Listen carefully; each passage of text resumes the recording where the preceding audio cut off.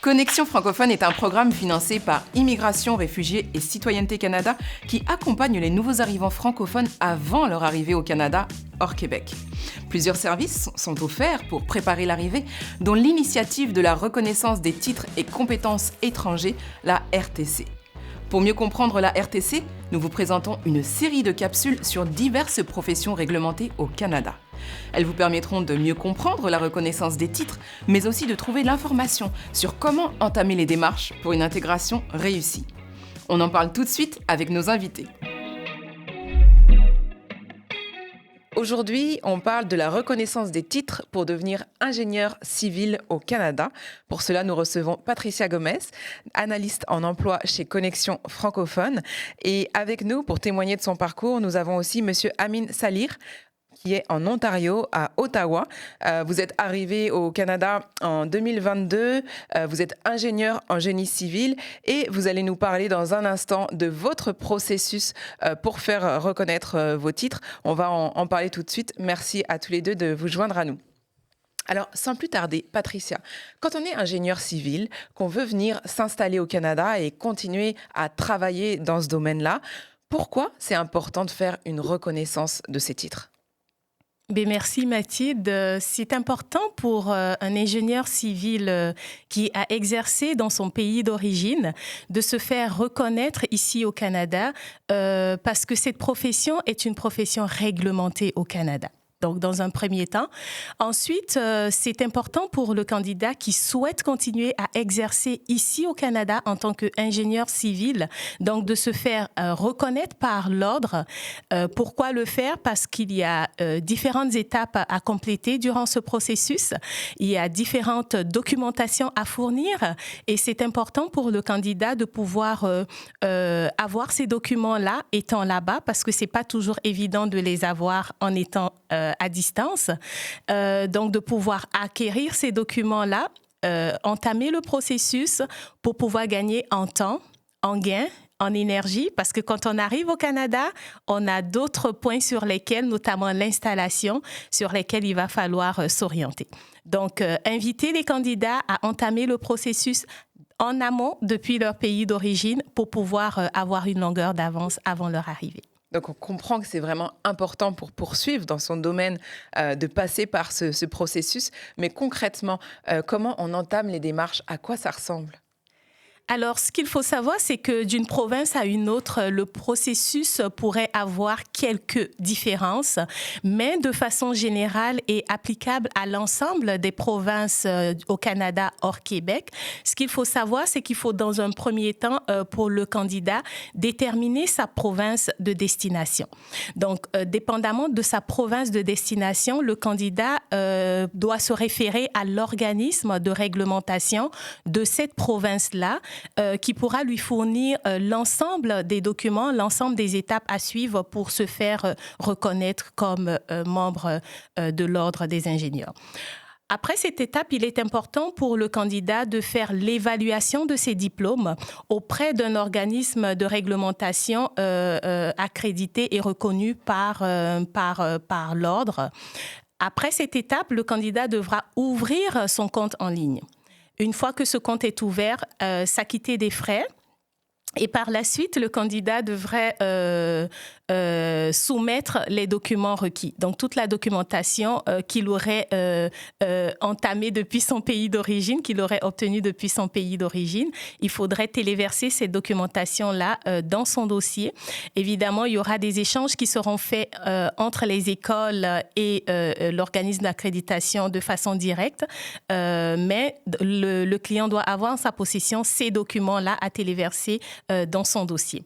Une fois que cela sera fait, une évaluation de son dossier sera faite par l'organisme d'accréditation et une décision sera rendue. Soit ce candidat sera apte à exercer directement comme ingénieur, ou soit il va falloir compléter certains cours ou certains crédits en allant à l'université, par exemple, pour compléter ces crédits-là. Et par la suite, une fois que ces étapes seront remplies, le candidat pourra à ce moment demander à être membre de l'ordre.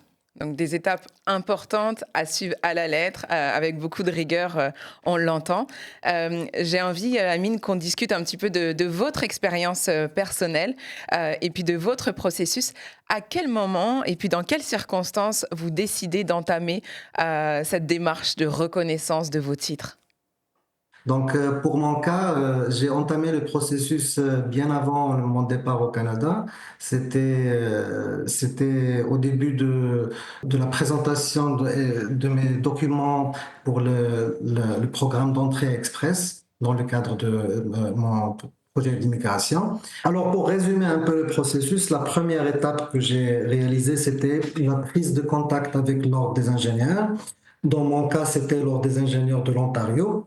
Donc, après cette prise de contact, ils m'ont fourni la liste des documents que je devais à l'époque fournir. Et donc, parmi ces documents, il y a le relevé de notes, la copie des diplômes, mon résumé, mon CV. Alors, l'étape suivante était de s'acquitter les frais de traitement de la demande. Une fois que j'ai payé les frais, alors des ingénieurs, ils ont démarré le traitement de mon dossier. Une fois j'ai fourni les documents complémentaires, on m'a demandé de patienter parce que c'était l'évaluation du parcours académique, ça prenait du temps et les délais ne sont pas comme ce qu'ils sont maintenant. Les délais étaient un peu qui variaient de par le nombre des demandes qui étaient à l'époque et de par le niveau du personnel qui était disponible. Et donc, par la suite, ils m'ont retourné une première réponse par rapport à l'équivalence de mes qualifications académiques par rapport au système canadien et au système accrédité au Canada. Donc, ils ont énuméré mes crédits universitaires et ils ont pointé quelques zones ou quelques matières pour lesquelles je devais justifier. C'est comme des crédits qui me manquaient pour avoir l'équivalence académique. D'accord. Donc, ils vous sont revenus en disant les crédits qui manquaient. Voilà, Parfait. ils me sont revenus pour dire que ces crédits universitaires manquaient à mon cas. Et pour les compléter, j'avais deux choix, soit de passer par des examens techniques dans certaines matières, soit de présenter mon parcours professionnel qui justifiait ma capacité et mon expérience dans la réalisation de mon travail par rapport qui est en lien avec ces matières universitaires, par exemple la conception, ce qui est technique comme la conception de la structure ou l'économie en ingénierie ou d'autres. Et donc, moi, j'ai choisi de partir avec mon parcours professionnel dans lequel j'ai détaillé mes expériences et comment ces expériences reflètent mon expertise et mon savoir-faire de ces crédits universitaires qui me manquaient. Et j'ai soumis ce package à l'Ordre des ingénieurs et c'est maintenant en cours de traitement. J'attends leur réponse par rapport à ça. Patricia, si on doit savoir en fait ce dont on a besoin pour déposer un dossier de reconnaissance en tant qu'ingénieur civil, ça serait quoi? Alors, il faut savoir qu'il y a une liste de documents disponibles sur le site de l'Ordre des ingénieurs qui s'applique à l'ensemble du Canada, des provinces hors Québec. Mais il faut aussi souligner que cette liste peut varier d'une province à une autre. Donc, ce qu'il faut retenir déjà, c'est que le candidat devra fournir une preuve d'identité. Ses relevés de notes, également ses diplômes d'études et de qualification en sciences génie civil. Et le candidat devrait aussi fournir son curriculum vitae, également une preuve de compétences linguistiques, sachant que le Canada est un pays bilingue, donc avec le français et l'anglais. En plus de ces éléments-là, le candidat devrait se soumettre à des examens d'évaluation des connaissances et compétences. Il y a également le contrôle de ces références qu'il va fournir ou des preuves de statut professionnel, donc des documents attestés par ses employeurs précédents. On note également des cours d'orientation ou des programmes de transition que le candidat pourrait également suivre et le placement professionnel au stage au Canada. Donc, Amine l'a dit tantôt, se faire superviser par un maître de stage, un peu dans le sens pour accréditer un peu la formation qu'il va suivre ou le stage qu'il va suivre ici. Comment Connexion francophone vous a aidé?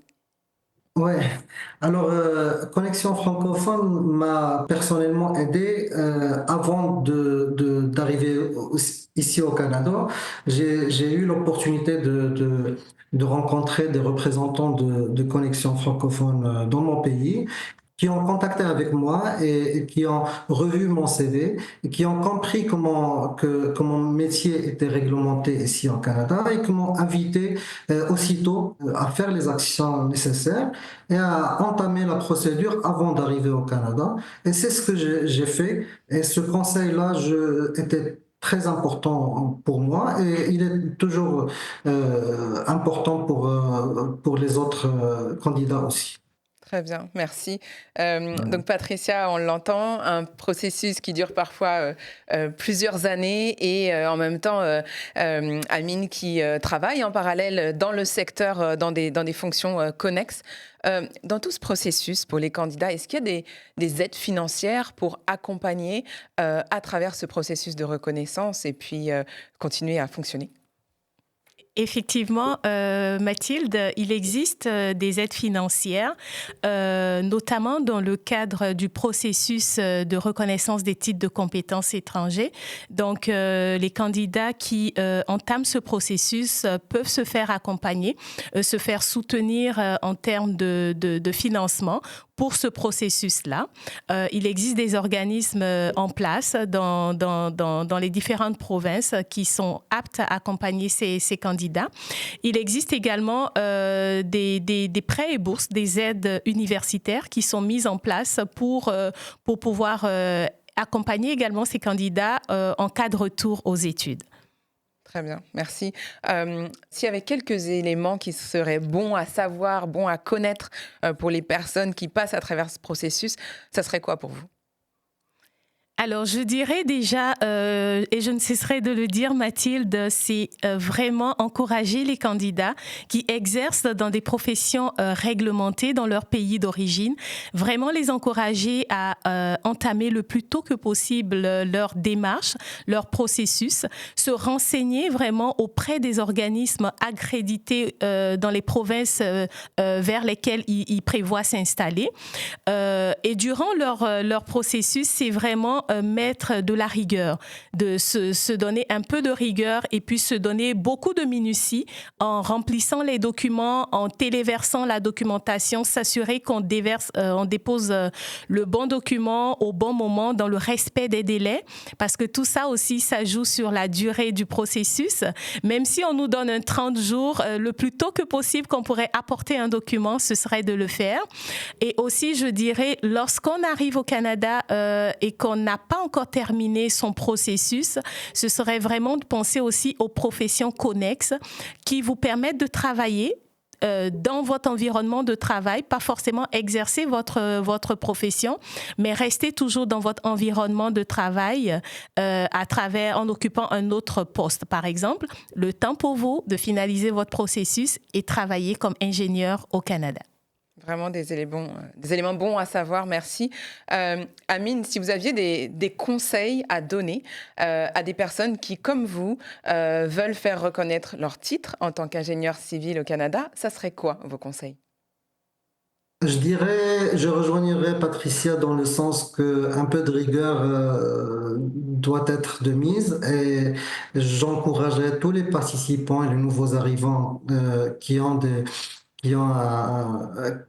qui ont une importance, qui donnent de l'importance au titre d'ingénieur qu'ils avaient, de s'y accrocher ici au Canada et de parfaire toutes les démarches qu'il faut pour obtenir leur équivalence et leur qualification professionnelle en tant qu'ingénieur ici aussi au Canada, parce que c'est possible et plusieurs sont passés par là et nous aussi on peut le faire. Et c'est très important que ça soit sur le volet professionnel ou que ça soit sur le personnel. Ça joue aussi parce que la plupart des candidats viennent avec un certain nombre important d'années d'expérience. Et ils ont exercé en tant qu'ingénieur pendant une longue durée. Et le fait d'être ici au Canada sans son titre d'ingénieur, il pourrait être il pourrait jouer sur l'esprit du candidat ou du nouveau arrivant. Donc, c'est juste pour une petite phase, mais si on s'y accroche, on va l'obtenir au bout du tunnel. Et je leur souhaite bon courage et bonne chance à tous, à toutes et à tous. Merci pour ces conseils. Merci énormément, Amine. Merci beaucoup, Patricia, pour toutes ces informations extrêmement précieuses pour toute personne qui voudrait voir reconnaître ses titres et ses compétences étrangers. On retrouve toutes les informations sur le site de Connexion francophone et puis aussi jointes à la vidéo. Alors, merci encore à tous les deux. Merci, Mathilde. Merci beaucoup.